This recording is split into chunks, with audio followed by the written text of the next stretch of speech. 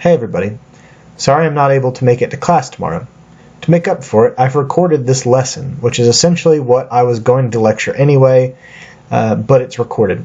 So on the plus side, you'll always have this lesson available in case I pick a question from it for a quiz or maybe even the final exam. On the downside, you're not going to get to see me pace around the front of the room and gesture a bunch like I always do, which I think is your loss. Okay, so last time we were talking about media effects. We were talking about different ways in which media messages impact people. So when we put all that together, how the heck does media, or the messages that mass media carries, how do they work on people? Well, if we study these different media effects for long enough, what we realize is we can actually find patterns in those effects. Whether they're cognitive or attitudinal or behavioral, we can see where patterns emerge.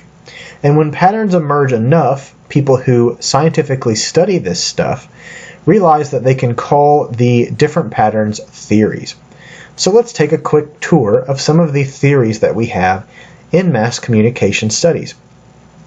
Now, first of all, I just want to say that this is a very simple look at a very small amount of theories. You're going to have to take a whole class called either COMM theory or mass communication theory, depending on your major, and those courses are going to go very in-depth into lots of different kinds of theories and ways we make theories and all that. So this is going to just be a very, very quick look at a very small amount of the dozens of theories we have.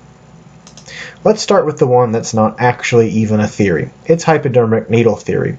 We talked about it last class, but I just want to make sure we all remember it. It's the theory that was designed to fail. Its basic proposal is that our minds are predisposed to believe media messages that we see, and we change our minds very easily because of that. It essentially assumes that we are sheep, that our brains are a bunch of sponges, and that the media messages we receive, we just take them in without question or without being critical towards them, and we do as we're told. Remember that this was brought up in an era when there wasn't a whole lot of study into mass communication. Like we talked about, it was when World War I was going on, and we were seeing propaganda used for the first time by governments in a really effective way. We were also hot off the heels of lots of questions about if Hearst-owned newspapers got us into the Spanish-American War. There's some historical questions there, but people were definitely questioning the power that the press has. And so they set up hypodermic needle theory as something that could be tested against. It was a theory that was designed to be disproven. It was designed so that other researchers could find ways of proving or showing what kind of effects media really had in a nuanced way. And so, of course, because it's kind of a fake theory or a theory designed to be disproven, hypodermic needle theory has tons of downsides. It's super simple. There's no nuance to it whatsoever. We know just from simple observation that people don't act like robots. If they did, if hypodermic needle theory was real, when you drove down the road, every single billboard you saw, you would immediately want to buy that product. And that's just simply not the case. So after the era of the hypodermic needle theory, we started getting some real research that brings us 4 different really interesting theories we can talk about today. The first is reinforcement theory. Reinforcement theory is a really interesting one. Its basic proposal is that we mostly use mass media to reinforce what we already think. We don't really want media to challenge us, that we already have our minds made up, and what we use mass communication for is to support that already decided thing in our head. The idea of the theory is that we're originally influenced by friends, family, coworkers, and colleagues. They're the people who have the power in our lives to help make our decisions.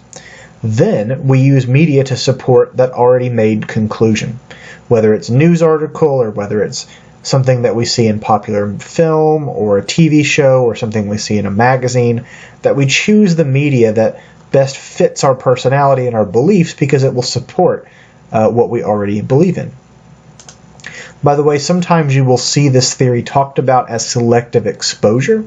I think even our textbook calls it selective exposure sometimes.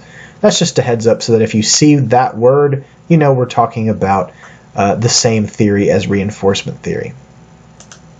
So a basic example of this could be something like, let's say you're a really hardcore Democratic voter. You support the Democratic Party. And you're likely to then read and discuss an article with other people that you read that involves a corrupt Republican politician. But if you see a similar article about a corrupt Democratic politician, you're much more likely to just ignore it and not read it. And that's vice versa. You could replace the political parties and swap them, and it would still be the same idea. It's that we have ingrained beliefs from other things in our lives, namely our friends and family members and coworkers, and that media is used to support that.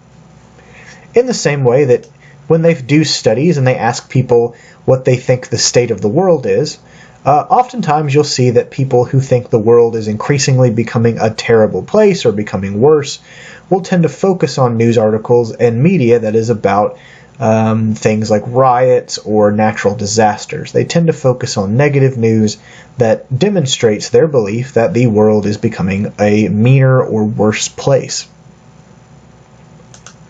Now, one of the interesting parts of this theory, and it's all kind of interesting, but this part I really like, is that the real power of mass media in reinforcement theory is when there's something new, when there's a new idea or a new product or a new concept. If we think back to what we talked about last week when we talked about media effects, one of the things we talked about was how media effects, particularly attitudinal effects, are really good when you're trying to get a new idea started, not necessarily at trying to get people to switch from one side to another. So a good way of thinking about this is if you really like the way Pepsi tastes and you're a Pepsi person, you buy lots of Pepsi products, it doesn't matter how many Coca-Cola commercials you watch, it's not going to get you to switch. In the same way, reinforcement theory says, hey look, if there's a brand new idea, yeah, then the media can have a role, but otherwise, it's your friends and family and coworker that have the power. Now, it's not a perfect theory, and there's no such thing as a perfect theory. There are some downsides to this and all of the other theories we'll talk about today.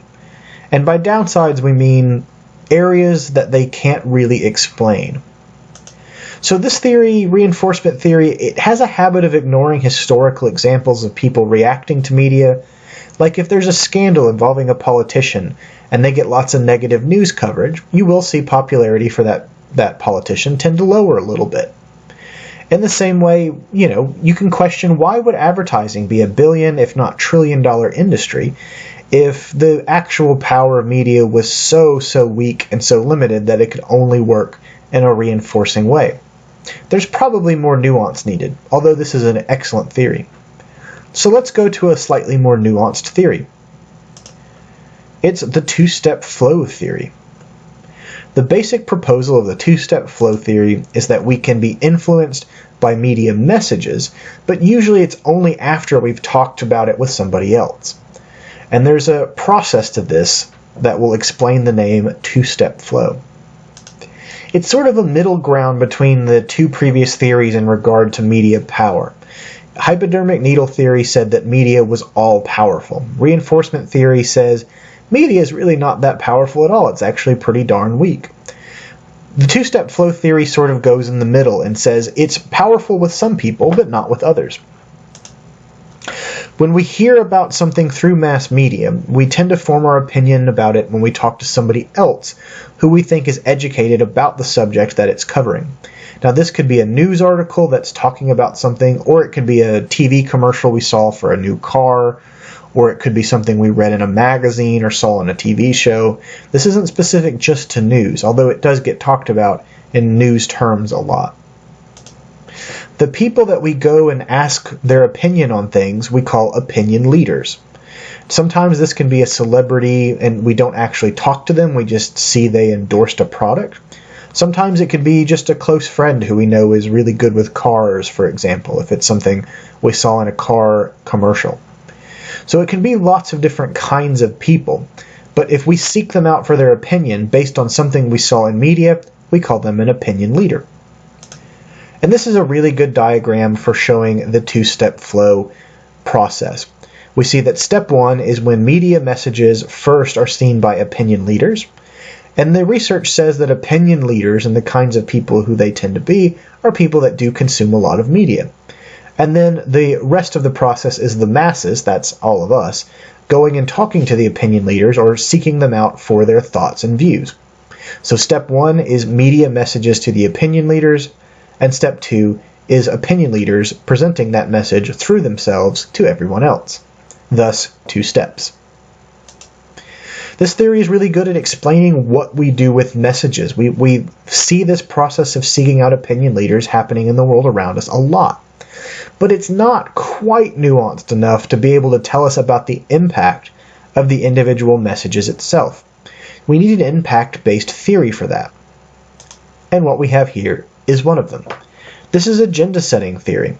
And agenda-setting theory is one of the most robust, powerful theories we have, specifically in studying news. And when we get even more specific than that, it's the impact that news has on its readers or its viewers. So its basic proposal is that the media is bad at telling us what to think, and what we mean by that is that it can't brainwash us, but it's really good at telling us what to think about. So it can bring up specific topics for us to pay attention to, but it can't tell us what side of a given area or a given debate that we want to fall on. So even if there's multiple opinions about a topic, people don't think about the topic itself until the media begins covering it. Think about this as saying that the media is a bit like a spotlight. It doesn't change how we see the item, but it does determine that we see it in the first place. By a spotlight shining a light on something, we're able to see it with our own eyeballs. It doesn't impact how we will interpret it, it just simply lets us know that it's there. The way that this theory was discovered in the late 60s and early 70s was by asking people in multiple cities across the South, although it started in North Carolina. It started by asking people first to list off how often they read the newspaper in their given area, how many different newspapers they subscribed to, how often they sat down and read it. And then they asked those same people what issues they thought were going to be the most important in the next upcoming presidential election. And they found a pattern that the more that people read the newspaper, the more that they were to have the same consistent topics as the ones they saw as being the most important during the next election. And they were pretty contentious topics. It was stuff like the Civil Rights Movement and the Vietnam War. It was an area of debate in society where there was a lot of different sides being taken. And the consistent answer that they saw in the research was that media consumption, reading the newspaper, didn't connect with feeling a certain way about a topic. It didn't make you for the Vietnam War or against the Vietnam War. But the more that you read news coverage about the Vietnam War, the more that you thought that it itself was an important topic. So this was a really powerful thing. Again, it said the media was not great at telling us what to think. It couldn't tell us what side of the debate over the Vietnam War we were supposed to be on, but it told us what to think about. It let us know that the Vietnam War was an important topic in society. And agenda-setting theory had some spin-off theories, like framing theory. Framing is sort of like agenda-setting's cool cousin who looks a lot like them, and it works in similar but different ways. The basic proposal of framing theory is how you think about a piece of news information can change based on how the information is put together. So how it's presented to the audience will change how the audience interprets and perceives it. I've been using this little cartoon for a long time to explain this because it can do a better job of it than I ever could. So in this case, you've got the same message but framed 2 different ways. On a positive frame, you have, if you donate money, this cute bunny will live happily ever after. Isn't that nice? But you can also have a negative frame. If you don't donate money, this cute little bunny will die. Cue the dramatic music. Note that the outcome is exactly the same. The organization raising money will raise money for the bunny. But it describes its process in getting there differently. Those differences in how we get there are called frames.